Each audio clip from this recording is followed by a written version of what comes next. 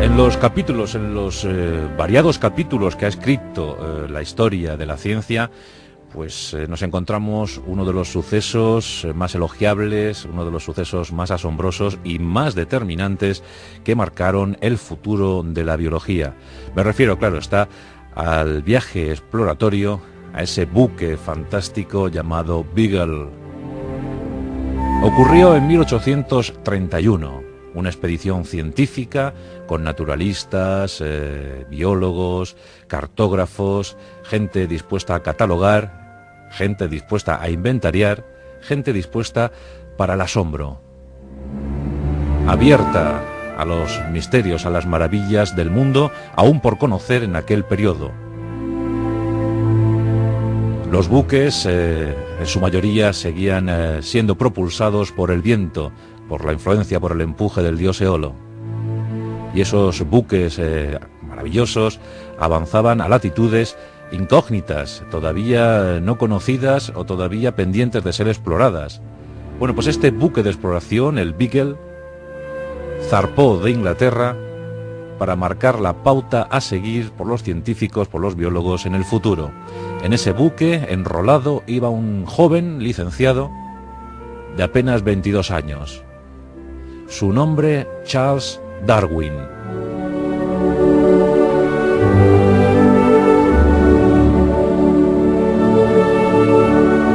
Charles Robert Darwin nació en Inglaterra en 1809, en una época durísima para el país. No en vano estaba todavía inmerso en las guerras napoleónicas. Napoleón Bonaparte era el gran enemigo de Inglaterra y se combatía en el viejo continente por saber qué ideología o qué forma de entender la existencia prevalecería desde entonces.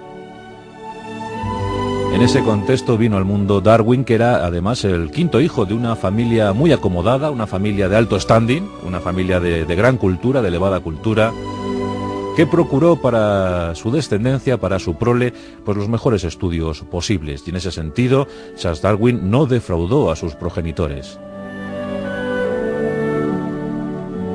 Un chico inteligente, tímido, recatado, muy observador, profundamente observador, que se preparó en sus años iniciales para ser nada más y nada menos que ministro de la Iglesia anglicana.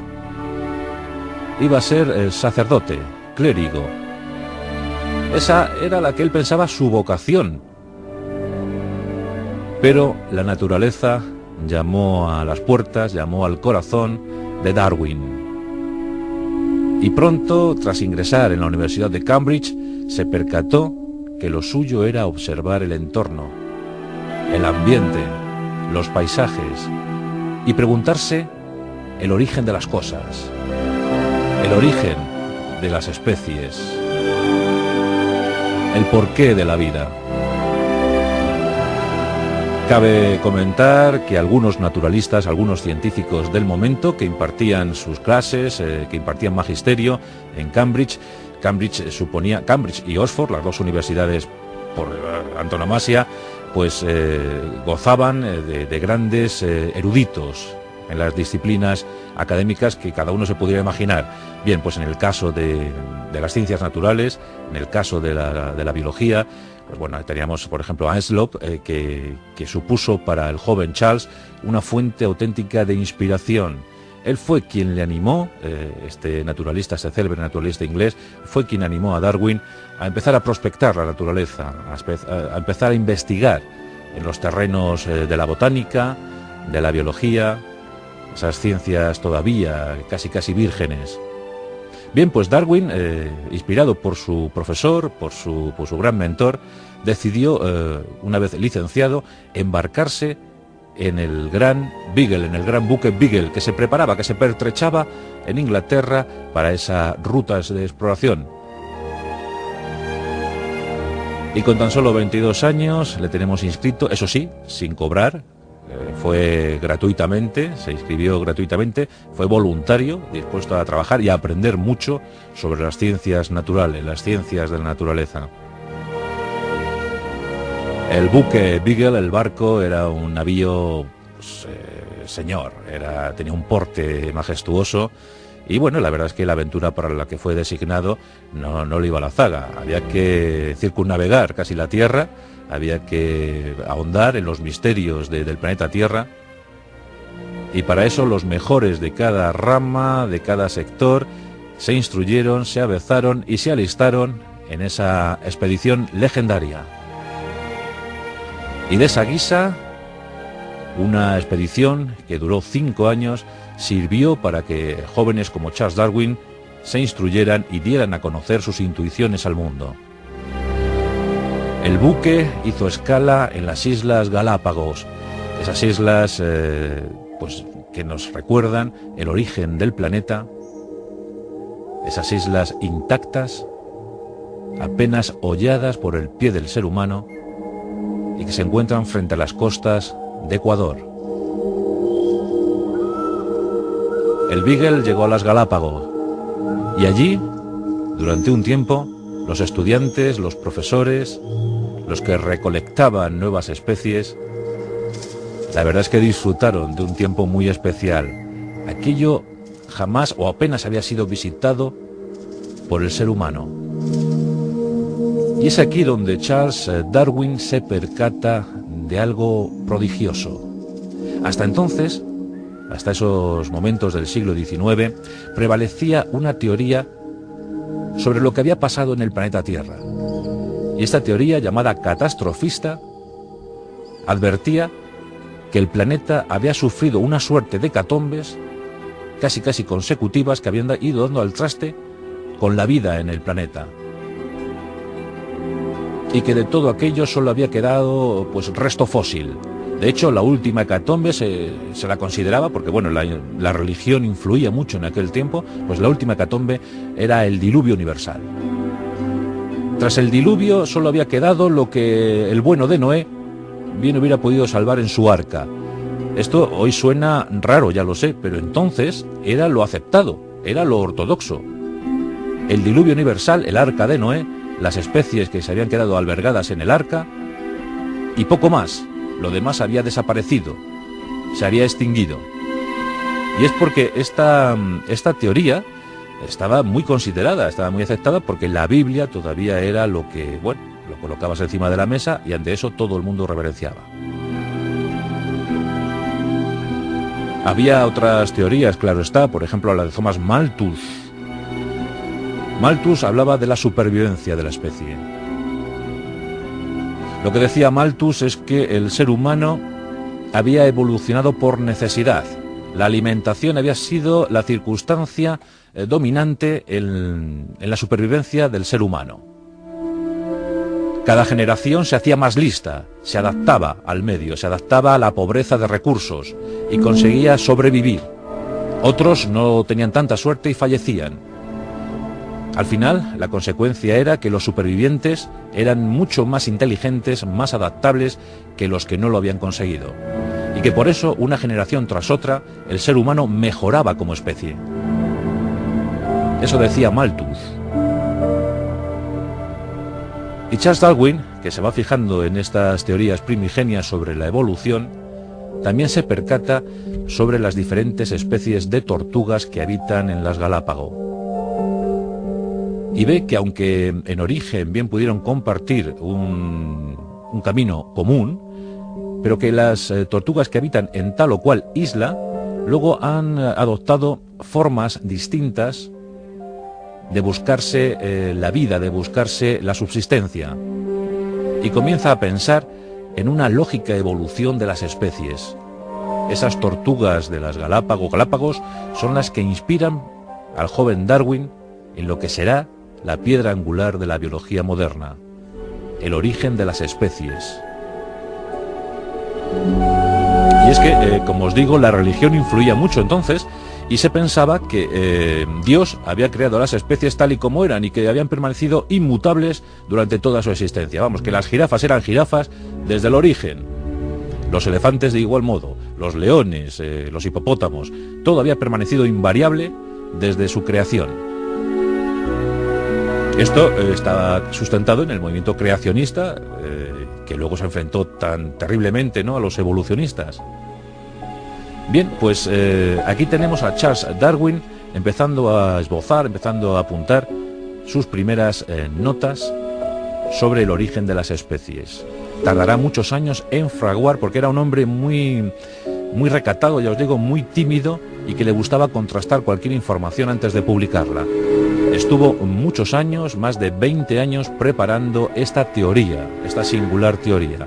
Él sabía que se iba a enfrentar a cualquier estamento, y eso suponía enfrentarse, por ejemplo, a la Iglesia, a la ciencia ortodoxa, en definitiva, a todo el mundo. De hecho, hay que decir que la reina Victoria nunca tuvo en consideración a Charles Darwin para nombrarle o auparle la categoría de caballero.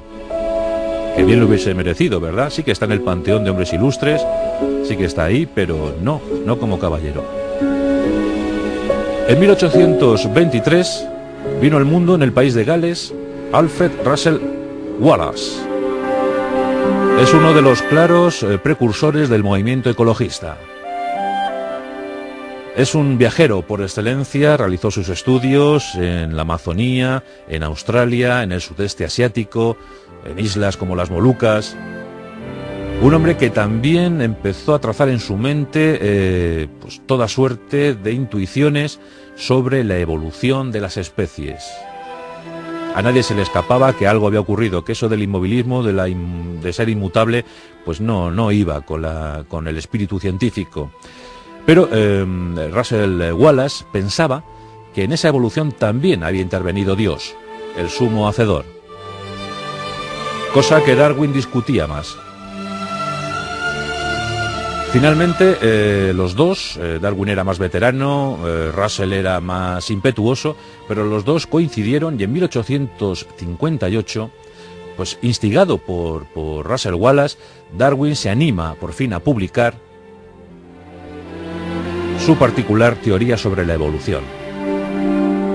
Hay que decir que de no ser por Russel Wallace, yo no sé si hubiese Darwin publicado su teoría, ese origen de las especies. Lo cierto es que publicaron en común, publicaron juntos un primer trabajo. Luego ya las divergencias fueron más que evidentes, porque Darwin no comulgaba con lo que propugnaba Russel Wallace, y en 1859, el 24 de noviembre, se publica El origen de las especies. La primera edición del libro se agotó en el primer día. A esta primera edición le siguieron otras 6, que como ya podéis suponer también se agotaron. Algunos hablaron del libro en términos semejantes a «es el libro que está conmocionando el mundo». Es el libro, el gran libro que agita ahora mismo los pensamientos científicos. Fue un auténtico cataclismo. La ortodoxia se tambaleó. Los detractores afilaron la pluma y a los dibujantes también.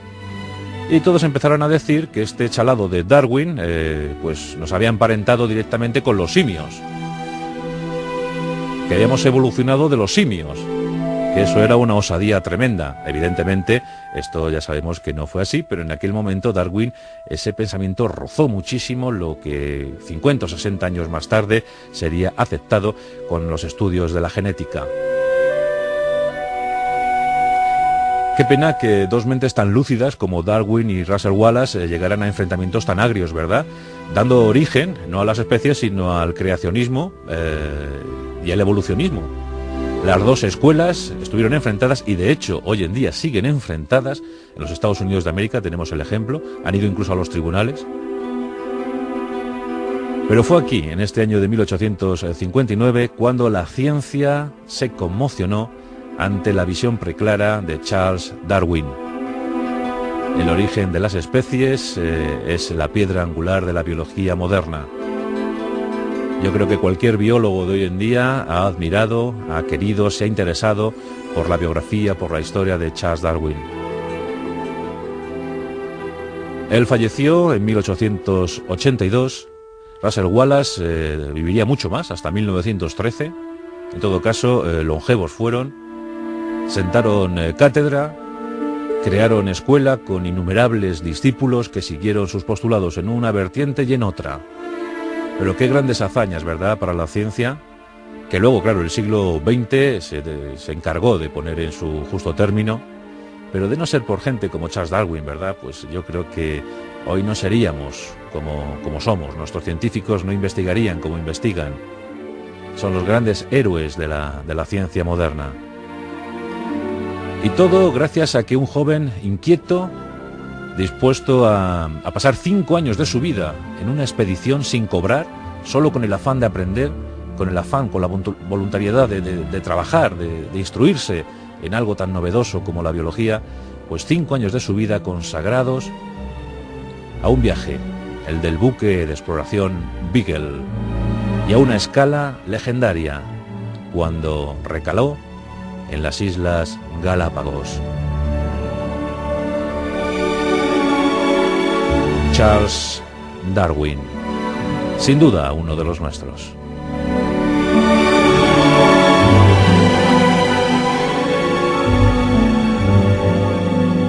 La rosa de los vientos